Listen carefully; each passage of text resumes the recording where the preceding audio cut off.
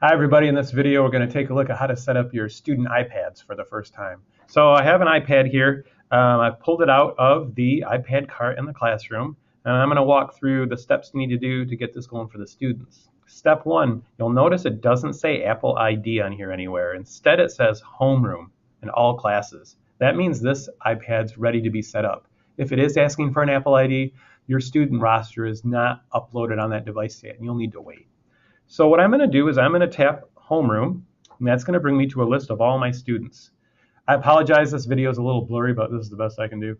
So what we're going to do is we actually need to set up this iPad so that each student has their account ready, not each device. We're going to have to do each device twice, 2 students per device. So what I'm going to do ahead of time is figure out which 2 students I want to be recent users on this iPad, and I'm kind of going to assign this iPad, you could say, to these 2 students so they always know to get iPad number 1 or iPad number 2. So I'm going to assign Aiden to this iPad, and you can change your assignments at any time. So I'm going to get Aiden's account set up. So I click on Aiden and enter passcode. There's a temporary passcode that's 2017, 2017. That's the temporary passcode that you're going to need to get your students going. So as this loads in the background, I'll tell you the process that we go through here, and it takes about 60 seconds per kid. You're going to need to repeat this on this iPad for 1 other student. So I'm going to do this process for 2 students on this iPad, and I'm going to pull out another iPad and do that process with 2 different students on that second iPad, pull out a third iPad, and so on and so forth. It won't take you too long. I'd recommend, highly recommend, the teacher does this work and not the student. Okay, so let's take a look at what we got going on here. It's asking me for language. So sorry again, it's blurry. This is again the best I can do. I'm going to click on English, if you can see. I'm going to click on English, and then it's going to ask us to select your country or region. We're going to say United States. Choose a Wi-Fi network. It's automatically going to grab HPS, and that's good. It might kick you back to, so again, I apologize.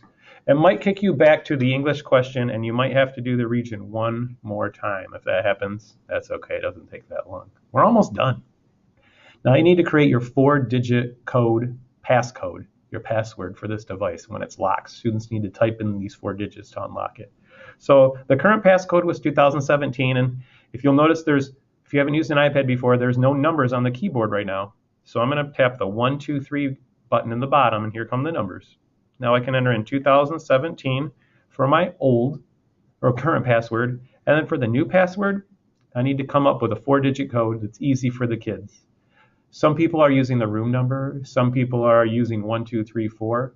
Whatever works for you, but make sure you do the same passcode for all 15 iPads in your room. This one we're going to do 1111, and then click to re-enter 1111. And then change is up here in the top. I'm going to change that password. It won't let you keep 2017. So you'll notice that the wheel's spinning up here by changing. It's just going to take a few seconds. And when that's done, Aiden is going to be logged in here on this device. And then, here's Aiden's. So he's all logged in. Now what I need to do is log out of this iPad and enter another student. So there is a power button on the top right. It's really hard for the kids to press with this case over it. You can click that power button to turn it off, and then press home to turn it back on. Or you can just close the case. If you close the case and open it, that does the same thing.